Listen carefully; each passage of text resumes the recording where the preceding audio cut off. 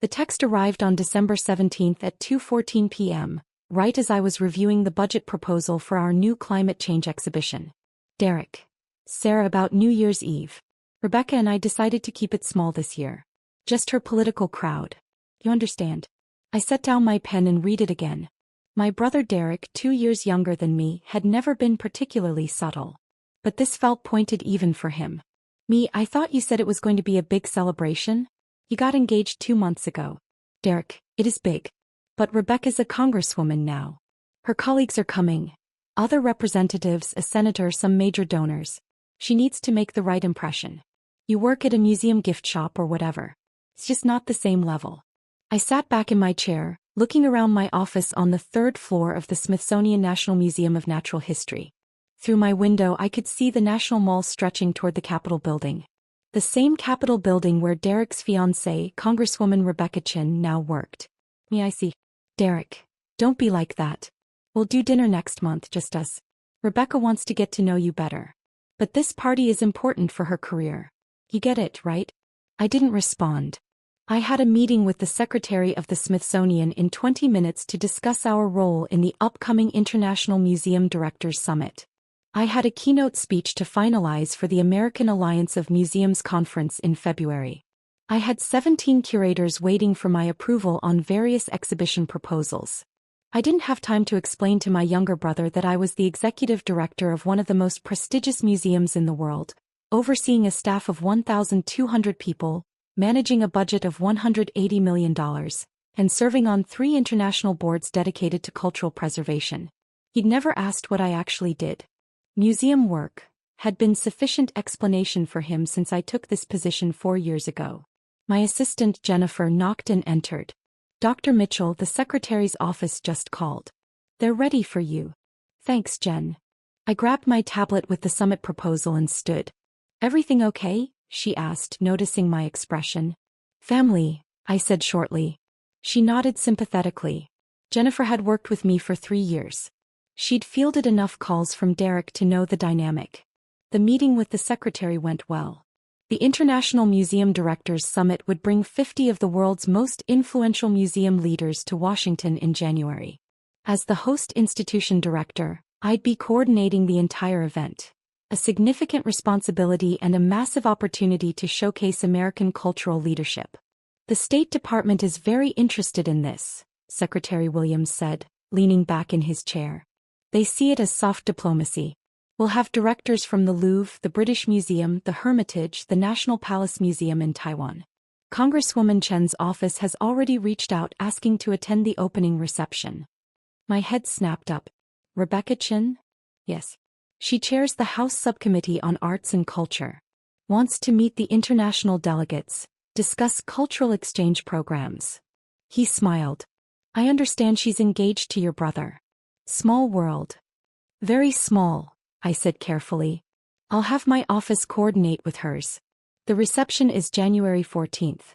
Mark your calendar, you'll be giving remarks and introducing the keynote speaker. I nodded, my mind already racing. January 14th. 3 weeks away. I didn't tell Derek about the summit. I didn't tell him that his fiancée would be touring the museum in an official capacity, meeting with me specifically. Some small, petty part of me wanted to see how this would unfold naturally. The larger part of me was just tired. Tired of explaining myself. Tired of being dismissed by my own family. Our parents had always favored Derek. The golden child, the charmer, the one who'd graduated from Georgetown Law and now worked at a prestigious firm in D.C. When I'd chosen to pursue museum studies and cultural anthropology, Mom had sighed and said, well, at least you'll have a nice quiet job. A nice quiet job. As if running one of the world's great museums was equivalent to filing paperwork in a back office. Derek had proposed to Rebecca on her election night in November. She'd won her congressional race by 18 points, flipping a traditionally red district. She was young, 36, ambitious, whip-smart, and already being mentioned as a rising star in the party. I'd met her exactly once at a family dinner Derek had organized in October. She'd been friendly but distracted, already in campaign mode. When Derek introduced me, he'd said, "This is my sister Sarah. She works at the Natural History Museum." "Oh, how nice," Rebecca had said, already turning to answer a call from her campaign manager. Museums are so important. That was the extent of our interaction. New Year's Eve came and went. I spent it at a small gathering hosted by the museum's chief curator, Dr. Patricia Okoye. Patricia's parties were legendary in the DC museum world.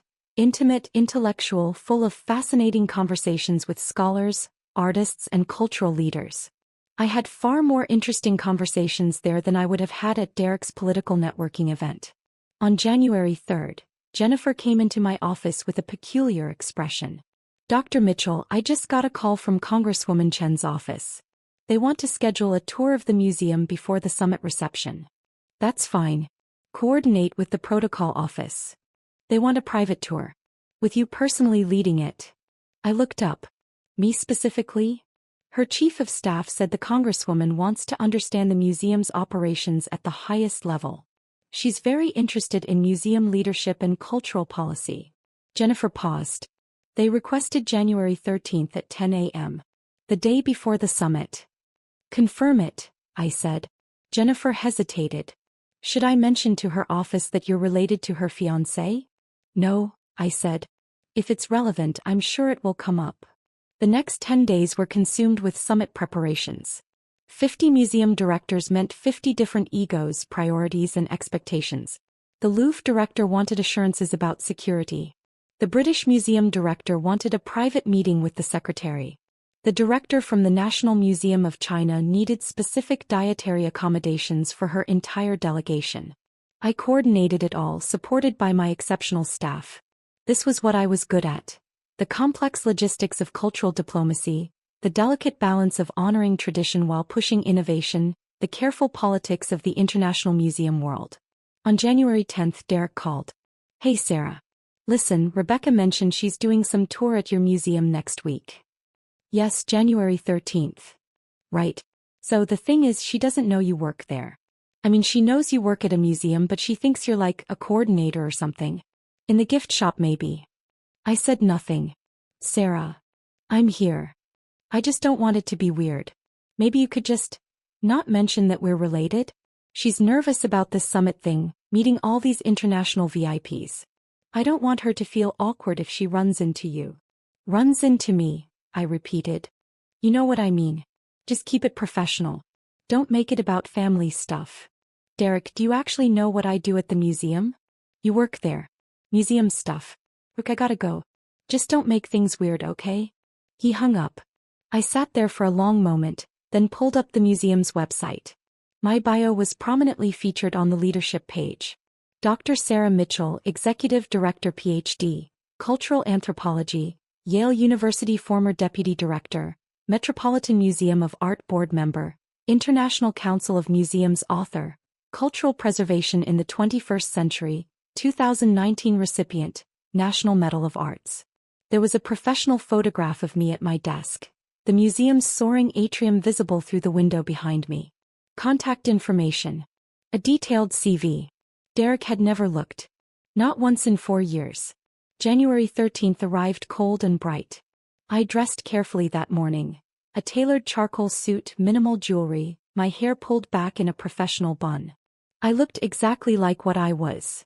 A senior executive in one of the world's most important cultural institutions. At 9:45 a.m. Jennifer briefed me. Congresswoman Chen's motorcade just arrived. Security is escorting her up. Her chief of staff, 2 aides and a press liaison. Press. They want photos of her with the international flags in the main hall. Good optics for her arts and culture subcommittee work. Of course. This was as much about her political profile as genuine interest in museums. At 9:58 a.m. my desk phone rang. Security. Dr. Mitchell, Congresswoman Chen's party is in the main lobby. Ready for you. I'll be right down. I took the elevator to the ground floor. The museum wasn't open to the public yet. We had an hour before the doors opened. The vast main hall was empty except for the security detail, Rebecca Chen and her staff. Rebecca looked polished and professional in a navy dress and blazer. She was speaking with her press liaison, gesturing toward the soaring architecture, clearly planning her photo angles. I approached quietly. Her chief of staff, a sharp-eyed man in his 40s, noticed me first. Dr. Mitchell, he said, extending his hand. Tom Bradford, Congresswoman Chen's chief of staff. Thank you for accommodating this tour. Of course. I shook his hand, then turned to Rebecca. Congresswoman Chen, welcome to the Smithsonian National Museum of Natural History. I'm Dr. Sarah Mitchell, Executive Director. Rebecca turned, her political smile in place. Dr. Mitchell, thank you so much for... She stopped. Her smile froze. Her eyes widened slightly. Mitchell, she said. Sarah Mitchell? Yes. As in, Derek's sister Sarah Mitchell? Yes. The silence that followed was profound. Tom Bradford looked confused. The aides exchanged glances. The press liaison kept her camera ready, uncertain whether to photograph this moment. I didn't realize. Rebecca's professional composure was cracking at the edges. Derek said you worked at a museum. He didn't mention that I run it? I finished gently. No, he wouldn't have mentioned that. He doesn't actually know what I do here. Rebecca's face cycled through several expressions. Embarrassment, confusion, realization. The executive director. You're the executive director of the Smithsonian Natural History Museum. One of 19 Smithsonian museums, yes.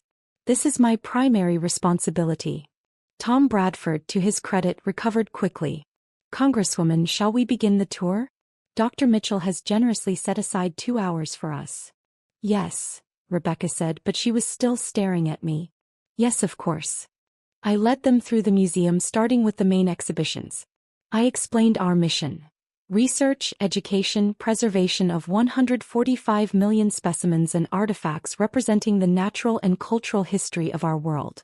I showed them our research facilities, where hundreds of scientists conducted groundbreaking work in biology, geology, anthropology, and paleontology. Rebecca asked intelligent questions. She was clearly well briefed on cultural policy issues, and despite her evident discomfort, she engaged professionally with the material. In the ocean hall, standing beneath the model of the North Atlantic right whale, I explained our role in climate change research and public education. We're not just a museum, I said. We're a research institution. Our scientists publish over 600 peer-reviewed papers annually. We advise Congress on environmental policy, cultural preservation, and scientific research funding. Congress, Rebecca repeated. You advise Congress? Yes. I've testified before the House Appropriations Committee 3 times in the past 2 years. Most recently on the importance of funding for cultural diplomacy programs. Tom Bradford made a note on his tablet. The Congresswoman chairs the subcommittee on arts and culture. I'm surprised your testimony didn't cross our desk. It may have, I said. I testified as Dr. Mitchell, Executive Director. Not as Derek's sister. Rebecca flinched. We continued to the anthropology collections. I showed them artifacts from every continent, explained our repatriation programs for indigenous cultural objects, discussed the ethical complexities of museum collections built during colonial periods. These are conversations the museum world is grappling with globally, I said. Which is why the International Museum Directors Summit is so important. We need to coordinate our approaches to decolonization, climate change, digital access, and cultural preservation. The summit, Rebecca said. That's tomorrow night. Yes. The opening reception is at the National Gallery, but we're hosting several working sessions here over the following 3 days. 50 directors from 32 countries. And you're coordinating this? I'm the host director, yes. I'll be giving opening remarks and moderating 2 of the panel discussions. We walked through the Butterfly Pavilion, the Hall of Fossils, the Human Origins exhibit. With each stop, I explained not just what visitors saw but the research behind it, the educational programming, the community outreach, the digital initiatives that brought our collections to millions of people worldwide. By the time we reached my office suite on the 3rd floor, Rebecca looked shell-shocked. Would you like to see where the administrative work happens?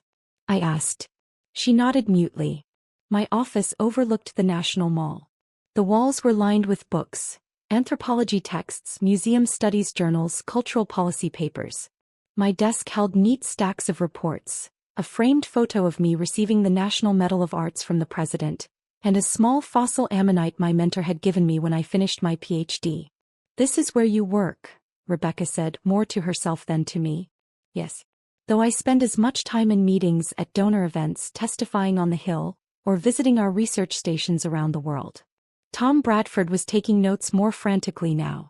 Congresswoman, this would be an excellent partnership opportunity. Dr. Mitchell's work aligns perfectly with your subcommittee priorities. Yes, Rebecca said faintly. I can see that. Jennifer knocked and entered. Dr. Mitchell, the secretary's office called. They need your input on the French delegation's request. Tell them I'll call back in 20 minutes. Also, the director of the Louvre would like to schedule a pre-summit call with you. This afternoon if possible. Jennifer nodded and left. Rebecca watched this exchange with increasing distress. The director of the Louvre, she repeated. You're coordinating with the director of the Louvre. Among others. The British Museum, the Hermitage, the Prado. It's part of the job. We stood in awkward silence for a moment. Tom Bradford and the aides were clearly sensing the personal undercurrent but professionally ignoring it. Congresswoman, Tom said carefully, we should probably discuss the reception tomorrow night. Protocol talking points which delegates you should prioritize meeting. Dr. Mitchell would be the person to ask about that, Rebecca said, her voice tight. Since she's organizing the entire event. And testifies before Congress. And runs a museum with 1,200 employees and a $180 million budget. And advises on cultural policy. And receives medals from the president. Rebecca, I said quietly. She looked at me and for the first time, I saw genuine distress beneath the professional facade. Could we have a moment? She asked Tom. Alone. Tom and the aides excused themselves. When the door closed, Rebecca sat down heavily in one of my office chairs. Derek told me you worked in a gift shop, she said. Derek doesn't know what I do. He's never asked. But you never corrected him. You never told him. He never gave me the opportunity. Every time we talk it's about him. His cases at the firm, his career, his achievements. My work is just background noise. Museum stuff. Rebecca closed her eyes. He uninvited you from New Year's Eve because he said you weren't at the right level to meet my colleagues. I know. Oh my God. She opened her eyes, looking horrified. My colleagues. Sarah, half the people at that party work on appropriations or cultural policy. They would have killed to meet you. Senator Williams was there. She's been trying to get a meeting with the Smithsonian about expanded funding. You could have connected her with the secretary. I had other plans, I said simply. I am so embarrassed. I can't even. She stood, paced to the window, looked out at the mall. What must you think of me? I think you're engaged to my brother and you believed what he told you about me. That's reasonable. It's not reasonable. I should have looked you up. We're getting married. I should know my future sister-in-law. I should have done basic research. He turned back to me. I'm good at research. I'm a congresswoman. I research everything. But I took Derek's word for it. He's very convincing. He's very wrong. Rebecca's voice was sharp now, anger creeping in. Not at me, at Derek. He told me you were sweet but kind of flaky. That you'd bounced around different jobs, never really settled into a career. That you worked at the museum in some entry-level position and seemed happy enough. I felt the familiar sting but kept my expression neutral. Derek has a narrative about me that makes sense to him. I stopped trying to correct it years ago. Why? Because it was exhausting. Because every time I tried to tell my family about my work, they changed the subject or minimized it. When I became deputy director at the Met, my mother said, "That's nice, dear, but when are you going to settle down and have children?" When I was appointed executive director here, Derek said, "Cool, so you're like a manager now?" Rebecca sat back down. "And when you got the National Medal of Arts?" I didn't tell them. They found out when my aunt saw it mentioned in the Washington Post. My mother called and asked why I hadn't invited them to the ceremony. I told her I had invited them. She'd marked it on her calendar as Sarah's work thing and forgotten about it. Jesus. It's fine. I've built a life that doesn't require their validation. I have colleagues who respect my work. I have friends who understand what I do. I have a career I'm proud of. I paused. What I don't have is a family that sees me clearly. But that's not your fault. No, but I'm marrying into that family.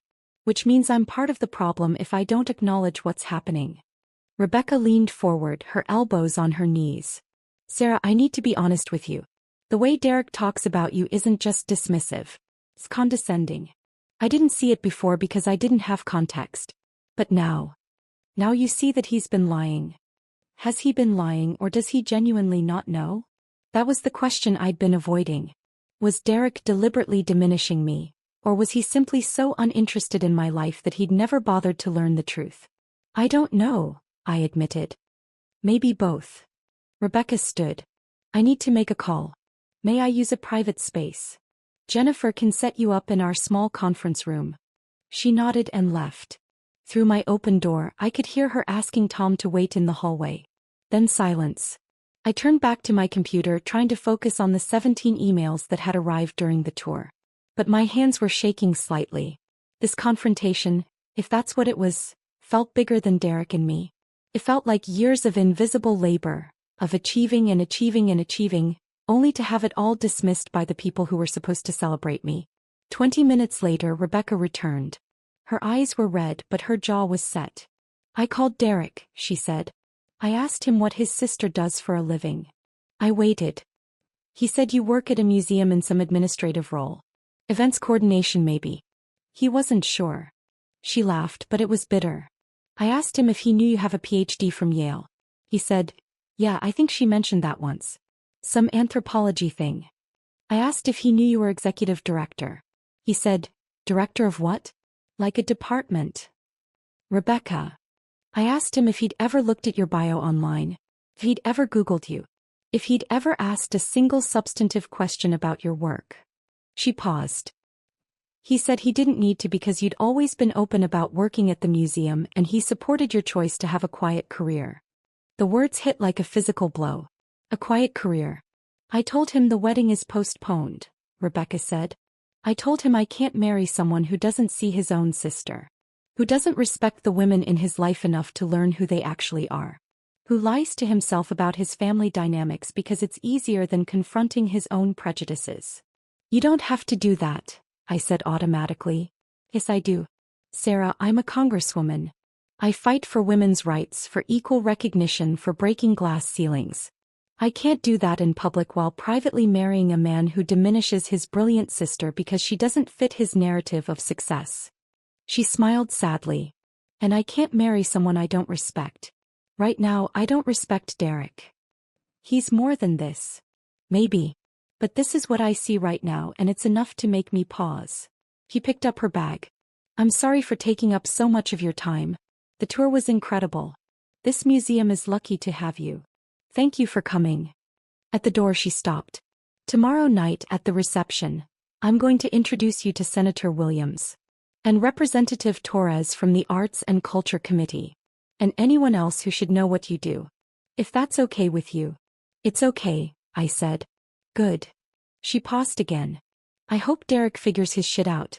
You deserve a brother who sees you. She left. The rest of the day passed in a blur of logistics and crisis management. A delegate from Japan had a medical emergency and needed to cancel. Could we arrange a virtual connection? The British Museum director wanted to change his panel assignment. The caterer needed final headcount numbers. At 7 p.m. Jennifer knocked. Dr. Mitchell, your brother is in the lobby. He's asking to see you. My stomach tightened. Tell him I'm in meetings.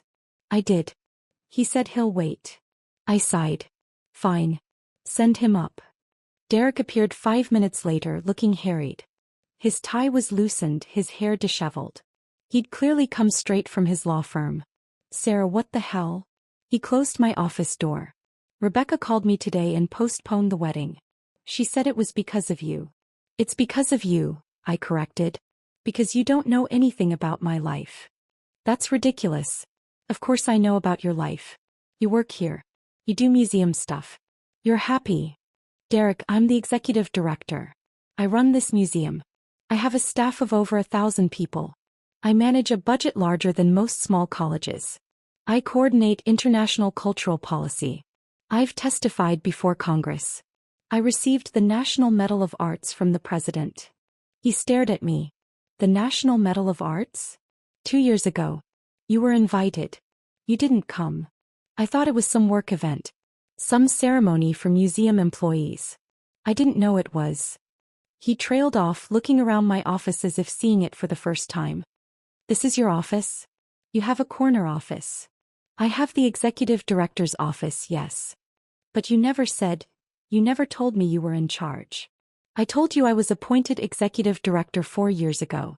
You said, cool, so you're like a manager now? I said I was the chief executive officer of the museum. You said, that's great, sis, and changed the subject to a case you were working on. Derek sat down heavily. I don't remember that. I know you don't. That's the problem. We sat in silence. Through my window, the Washington Monument was illuminated against the night sky. Tourists walked the mall, tiny figures in the darkness. Rebecca said, I don't see you, Derek said finally. She said I've been condescending and dismissive. That I treat you like you're less than me. You do. I don't mean to. That doesn't make it hurt less. He rubbed his face. You're smarter than me. You always have been. You went to Yale. You got your PhD. You've accomplished all this. And I think I needed you to be less successful than me. To make me feel okay about my own career. The honesty surprised me. Derek. I'm not making excuses. I'm just trying to understand it myself. When we were kids, you were always the smart one, the talented one. Mom and Dad were always talking about your potential. And then you went into museum work and I thought you'd chosen something quieter.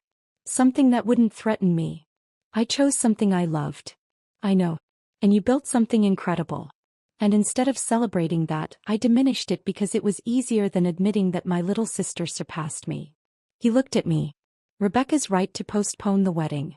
I'm not ready to be married if I can't even see my own sister clearly. You could learn, I said.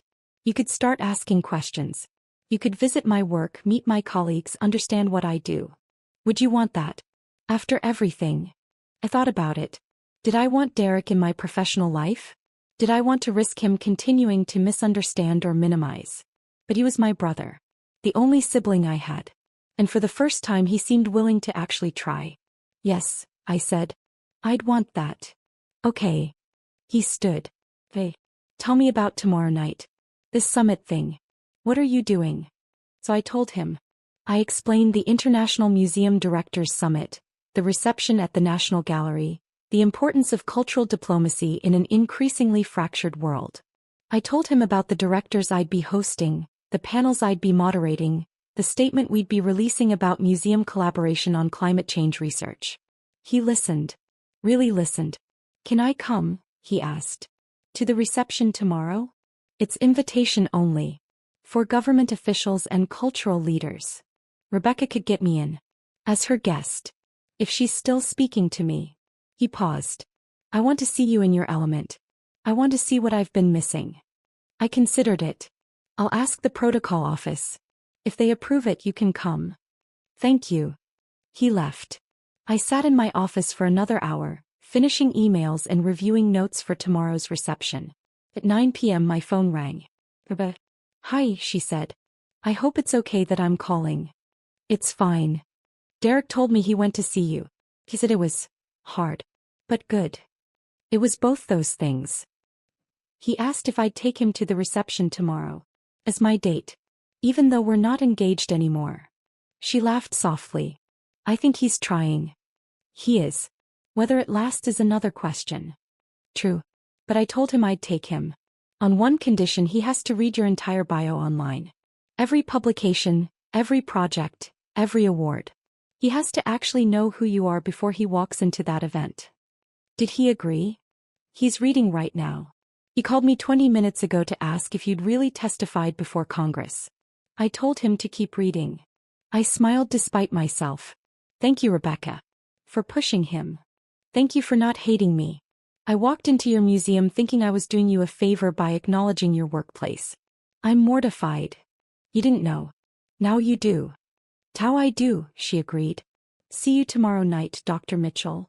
The International Museum Directors Summit reception was held at the National Gallery of Art, in the West Building's soaring rotunda.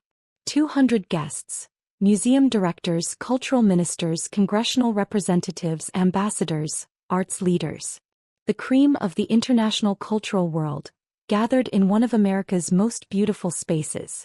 I arrived early wearing a floor-length midnight blue gown that I'd purchased specifically for this event. My role tonight was both professional and diplomatic, welcoming guests, making introductions, ensuring that the right people connected with each other. The French delegation arrived first. The Louvre director, Martine Laurent, greeted me warmly. We'd worked together on a joint exhibition 3 years ago. "Sarah, the museum looks magnifique," she said, kissing both my cheeks. "This summit is already a triumph. Wait until you see the panel discussions. We have some fascinating provocations planned." She laughed. "I look forward to it." The other directors filtered in. Britain, Russia, China, Japan, Germany, Spain, Brazil, South Africa. Each one a leader in their field, each one responsible for preserving and presenting humanity's cultural heritage. And I was hosting them, coordinating them, leading them. At 7 p.m. Rebecca arrived with Derek.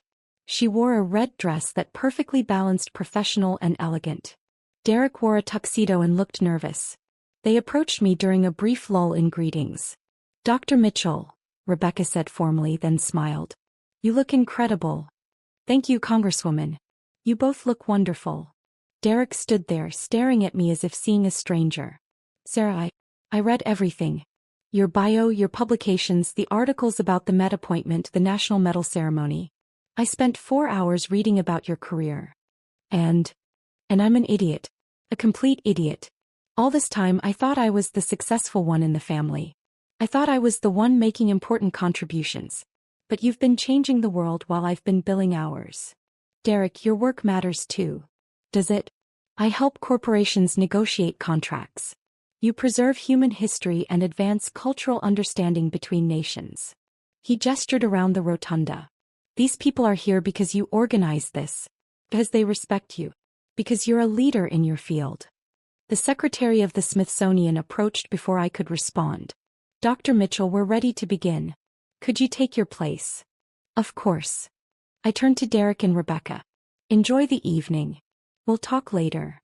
I walked to the small stage at the front of the rotunda. A microphone stood ready.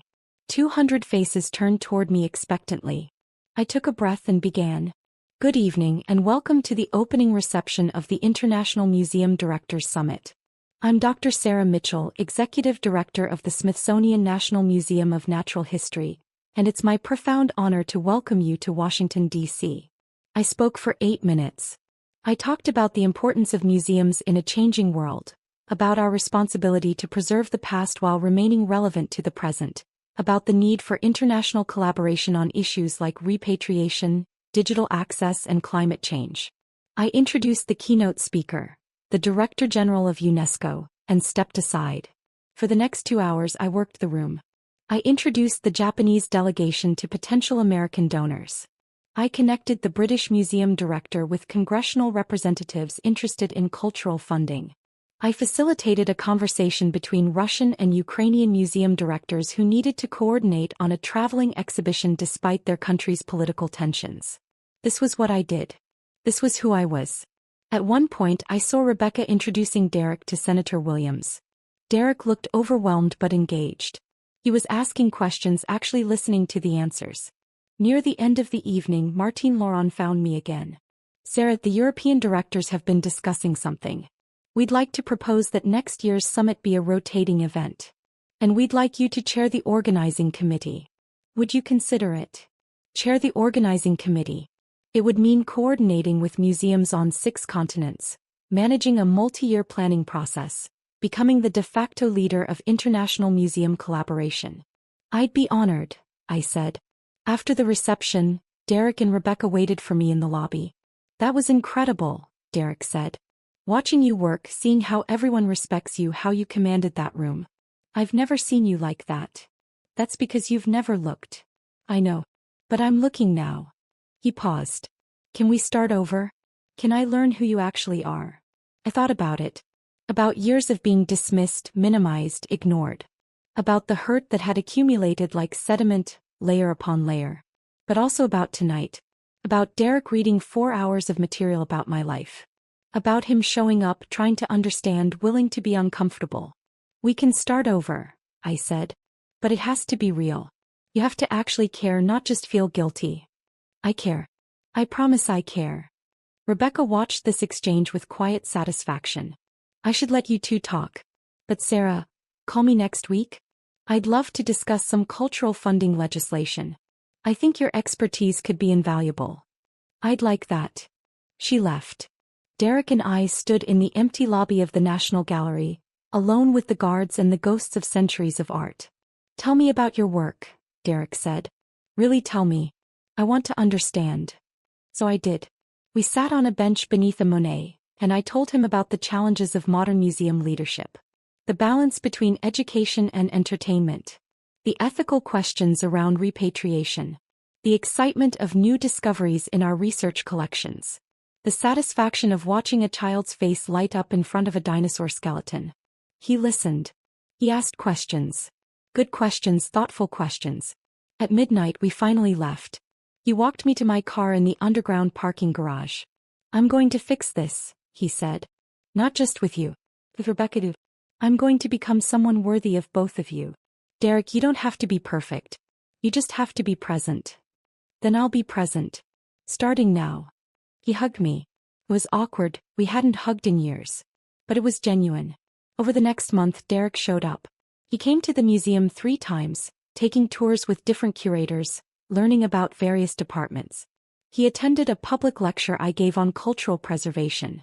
He read my book cover to cover and emailed me thoughtful questions about specific chapters. He also worked on himself. He started therapy addressing why he'd needed to diminish me. He had hard conversations with our parents about family dynamics and favoritism. Rebecca agreed to restart their relationship slowly. They had dinner once a week, no more. She made clear that her career was as important as his, that partnership meant equal respect, that she wouldn't tolerate being treated as less than. And Derek listened. He changed. It wasn't perfect or linear, but it was real. 3 months after the summit, Derek called me on a Saturday afternoon. Sarah, I just got off the phone with Mom. I told her about your work. Really told her. About the summit, about the UNESCO position, about everything. How did that go? She was shocked. She said she had no idea. I told her that was because nobody in the family ever asked you about your life. We just assumed we knew. What did she say? She cried. Then she asked for your phone number. Derek, she has my number. I know. But she wanted me to give it to her. Like getting it fresh would mean starting fresh. He paused.